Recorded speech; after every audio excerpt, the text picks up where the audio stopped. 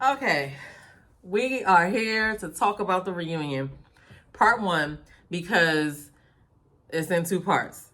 There's a lot going on with this reunion. I had to take some notes because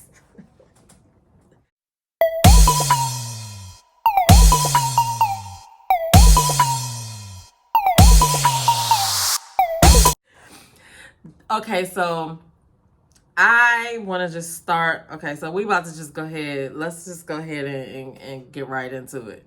So Tommy tested positive for COVID, so he wasn't hosting the reunion. He got Tamika Ray, who is a Washington D.C. native, to host the reunion. And I kind of liked the fact that she did host it because I don't know that Tommy would have asked the questions that she asked. I mean, they probably had a set of questions to ask, but her follow-up questions probably were different. But I enjoy her as the host. I just want to say that, you know, some of the makeup did not translate well for TV. And I'm just kind of curious. I thought about this in the beginning of the season because I was like, is there a stylist on set? Is there a makeup artist on set? Like, I know that Zadi is a makeup artist, but she wouldn't be doing everybody's faces. But I mean, for the reunion, they should have made sure that they had somebody to do that and like fix certain mistakes because even some of the guys looked a little weird. Like, I don't know if they put makeup on their faces either, but anyway, they need to look into that for next season because if you're gonna have people on TV and you're gonna do high definition, you got to make sure you got the high definition makeup, whatever. I don't even wear makeup and I know that, but anyway, that's neither here nor there. Everybody did look nice, and I think that everybody did look really nice. I liked Zadia's makeup. I liked Sabrina's makeup. I liked Sydney's dress. I liked Sabrina's dress. I thought that Aisha and I even thought Camille looked good. I thought Aisha looked good and Camille looked good. Everybody looked good. Everybody looked good. They started out talking to Sean and Sydney. So Sean explains that there was no joy in this process for him. And it was basically because of the Friends date. And that Friends date happened, I guess, within 48 hours of the time that he was there. So he gets there, he has a date with Sabrina, and then like the next day he has the Friends date. So they explained, like Sabrina explained, that her friends don't know what's going on behind the scenes. They don't know, what's going on. And I think that and in another interview or in an IG live or another interview, Sabrina did also explain that production may have also talked to her friends as well before Sean got there, and they had them on another agenda. So who knows? Poor Sean got caught up in that crossfire. Then they go to Phil and Sydney, and everybody seems like really genuinely happy for Phil and Sydney. Phil says that they're exclusively dating, and again, I loved Sydney's dress. She did that, but I hate to even bring up Cornelius like this, but where did Cornelius get that suit from? And when did he start wearing grills? That was it. I don't know. It just did not seem like, it just seems so weird to me. I seen a couple of things online saying that he looked like a pincushion. He looked like somebody referred to the Gordon Gartrell thing from Cosby Show years ago. Anyway, I'm sure he thought he was doing it. So there's that. But Cornelius, I've seen you dressed a lot better than that. So I don't know what was going on with that satin suit. Like, so they go on to talk. They go on to talk to Cornmil. That's their name on Instagram. They've mixed their names, Cornmil. Anyway, everybody is giving Cornelius and Camille a lot of flack. And so I just want to give my opinion on why they're receiving so much flack. Because when I first saw Camille on the show, I really thought she was silly, funny. I thought she was, playing, you know what I mean? And then as we go on, she's making the faces, and she did come off as a little over the top. And she is a theater major, and so I know theater majors are quirky. My son's a theater major in college right now, and he does have a big personality. So I get it, you know what I'm saying? But I think the reason why they're catching a lot of flack is that, you know, Cornmil came off unlikable as the season went on. And I don't know if it was due to editing or whether that's really her, because she still kind of seems like she has an air of a stank attitude sometimes. But I mean, I just think overall, if Cornmil had not been acting the way that she was acting, like she called Cornelius a country bumpkin, she got all upset, she had to apologize, and there were a couple of other situations where she had to apologize as well. So had she not been acting that way, I think that she would have been received a lot better. And people would be happy for them like they're happy for Phil and Sydney. Like, you just, you know, it just, I'm sure this isn't the first time or place that she's heard some of the things that people are saying about her because of how she comes off. And I'm sure she's got friends and she's a nice person in her own regard. But she did admit that it was giving possessive and crazy. And so I'm glad that she admitted that, because that is what we all saw. So that is why. And then and then Cornelius kind of supports her bullshit. So that is why people are like, not feeling them as a couple, because one, we don't know if y'all are telling the truth. We don't know what's going on. And so like, you know, throughout the season and even on the reunion, there was no accountability for certain things. And once you make that impression on people, it's kind of hard to live it down, because that's what you presented. You know what I mean? And so, I mean, I don't know her. I don't know him. I don't have any feelings about them at all. But I mean, if they're together, they're happy. But we just did not, you guys just weren't believable. And if they are acting, kudos to them, because they did a great job confusing everybody. Because I don't know them personally, but I'm just going, I can only go off of what we were given on TV. And she was able to admit that it was giving crazy and possessive. So we agree on that. Good job, Cornmil. And she looked cute. So got to give her that. Moving on.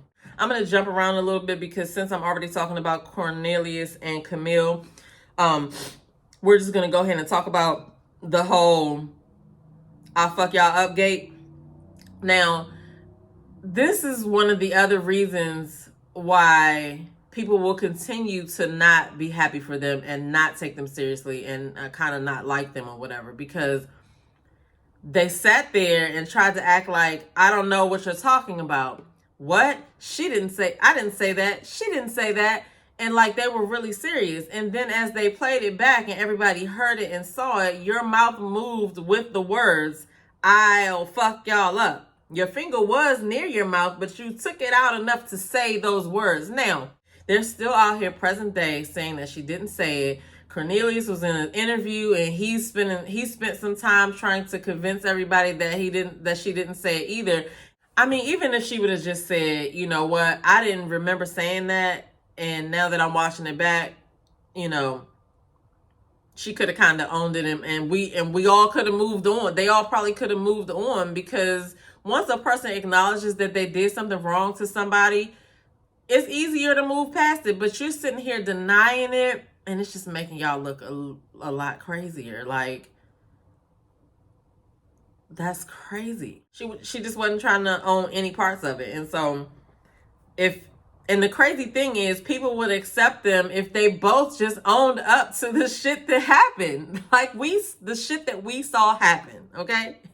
Anyway, moving on. So they talked to Tyrone, and they talked about the Tyrone and Carrie situation. Tyrone had time to think about it and everything, and he basically was like, you know, my delivery was what was messed up, and so he re-delivered it, and I like that he did that.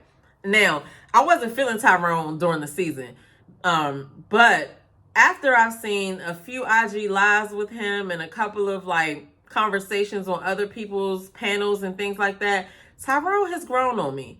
And, you know, I think that he's a really great conversationalist. I think that OWN should think about letting him be an interviewer, because he has really good questions and really good conversation, and the way that he thinks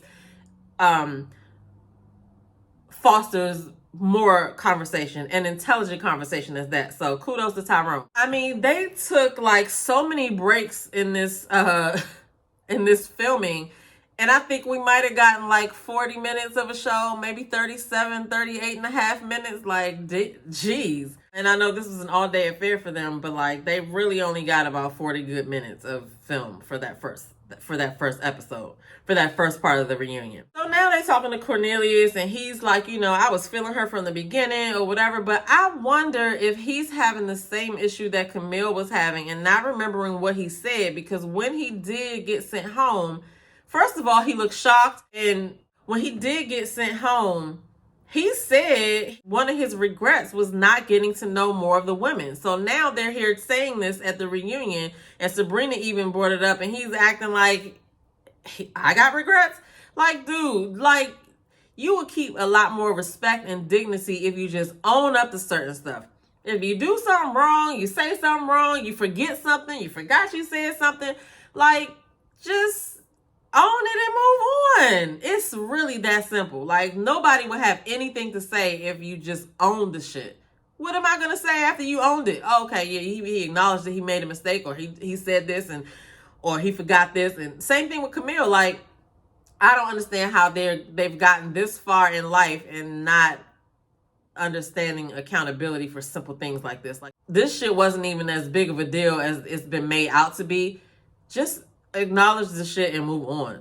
Damn. And I don't doubt that he wanted Cornmil. I don't doubt that. I don't doubt that, he wants to be with her. I just think that he's not trying to own the fact that he looked like he was walking on eggshells the whole time, and he still looks like that. Maybe that's just how he is, but I mean, just own it, bruh.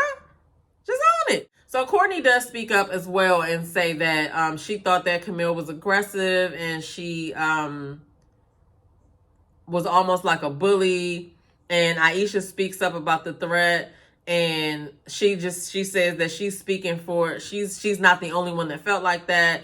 And she asked if she was bugging. Sydney says, nope, you wasn't bugging. Like, so it's a consensus that there was some aggression there. Even though we don't like that word, we have to apply it where it applies. And again, just own it. Just embrace it.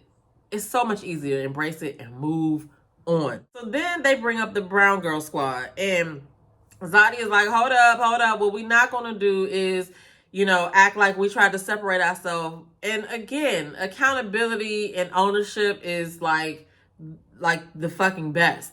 And it feels so good when you do it, even though nobody's perfect. Everybody's going to make mistakes. You might offend somebody or whatever, but the quicker you own it, that allows you to grow as a person. It allows you to foster other relationships. It allows you to have better relationships with people, and people don't think that you're just an unreasonable person. And so, she even like tells the host, no, we did not separate ourselves. Well, like, even if you didn't have even if you didn't name yourselves the Brown Girl Squad, if you clicked up with two or three other people and you wasn't really messing with nobody else and you was rude to other people, then you still kind of separated yourself. So I don't get that. Just own it, because you look crazy not owning it. I don't get it. And then the crazy thing is, Zadia is pretty. She's a pretty girl. And it be the pretty girls that do stuff like this. Like, you could be so much more likable, you know what I'm saying, if you just stop with the stank part. Women know when they have a stink attitude. You know when you're a bitch. Sabrina points out that they were separating themselves via the Brown Girl Squad the whole time while they were filming. She said they even had an Instagram page for the Brown Girl Squad. What? Now, I will say that if somebody light-skinned said that, like take Stacey B and Chrysanthemum from last season, if they was walking around talking about light-skinned squad, they would have not been able to live that down. We got to be real about that. Like I said before, own the shit and move on, because denying what everybody was able to see just makes y'all look even crazier. And so her and Sabrina had a couple back and forth. It really wasn't a back and forth. Sabrina cleared and gathered her, however it is that you want to say it, and Zadia ended up walking off. You know, she did have an IG live later saying that, you know, she has an older sister the same age as Sabrina and she didn't want to disrespect her, which I think that was a little bit of shade, because she didn't have a problem being smart with everybody else. So I don't know. That Leo came out and Sabrina was not having it. And when Sabrina did say what she said, they flipped backstage to see everybody and they were like, whoa. And Corey was back there chuckling, like, sitting like Bernie Sanders. Corey is such an old man. Hey, Corey. So then they come back and they talk to Frank, and we find out that Frank has ghosted Mumin. Like, what are you doing? Like, you sat there with her family, and her father said, "Don't waste my daughter's time," and here you go wasting his daughter's damn time. You would have been better off just telling her the real at the end of the thing, and let her lick her wounds and move on. Like, so now I wonder. Like, I think Corey really did like Mumin. And I wonder if, you know, they're going to end up getting together. You know, I don't know. Maybe too much has happened. I don't know. Mumin nicely gets Frank together. And she explains to him, you know, I trusted you and you're not the only person that's been hurt. And he tries to talk and she's like, He shut up expeditiously.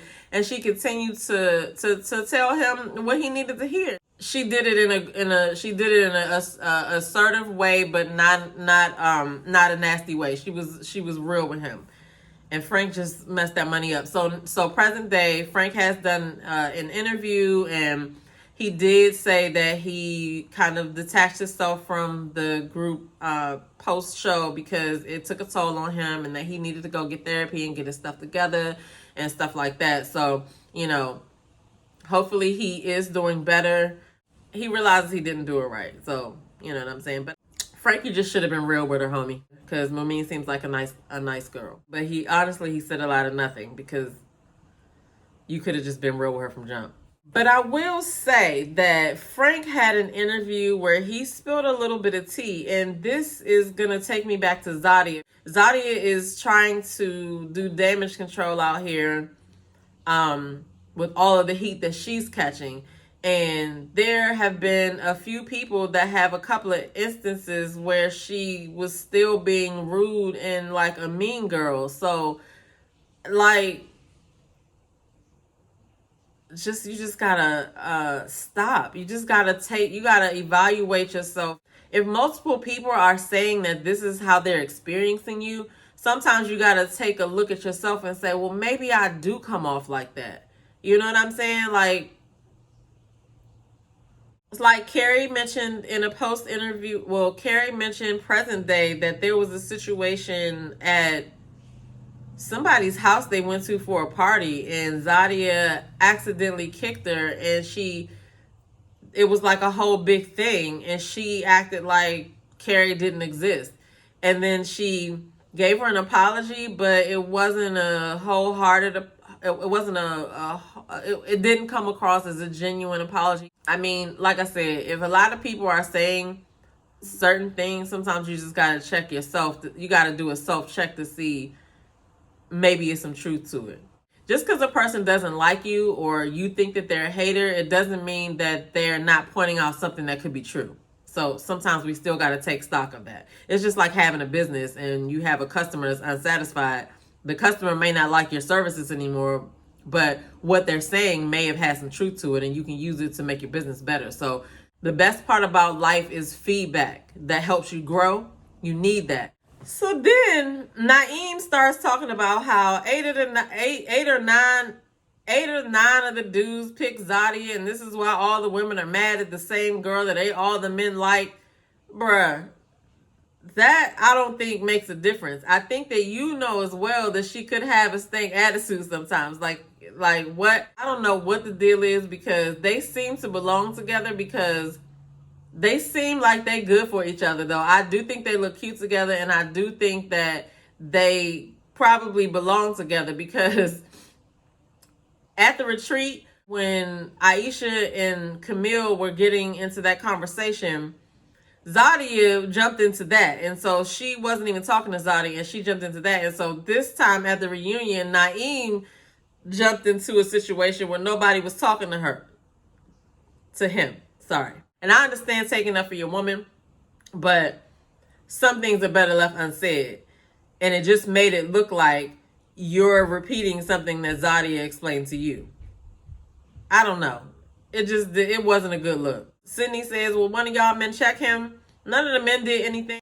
Present day, in another live, a couple of men were kind of like not feeling that they should have checked him because I don't know, when a dude is trying to impress his woman, he might be liable to do anything. So, but I do think that it is something to be said for somebody to say, hey, I mean, while I do understand that people wanted to keep it kosher, it's like, well, if somebody is talking to your woman a certain way, are you just going to let them talk to her like that? Or are you going to try to diffuse the situation and get them to stop talking to your woman like that? Because, I got to go back and look and see who was exactly talking. But Sydney is Phil's woman and Phil didn't speak up either. So I don't know, but, it was a consensus that he had his chest puffed up that day anyway. Like he was ready for whatever. And I think that speaks to Zadia. You know what I mean? The power to pee, man. The power to pee. And like Carrie pointed out, it was about disrespect, not about love. Because Naeem says that sounds like people were looking for friends and not love. Like, no. Then, I mean, I would have had to rub my man's leg and be like, don't even worry about it. Why do you want your man to be fussing with a group of women that doesn't even matter to y'all relationship?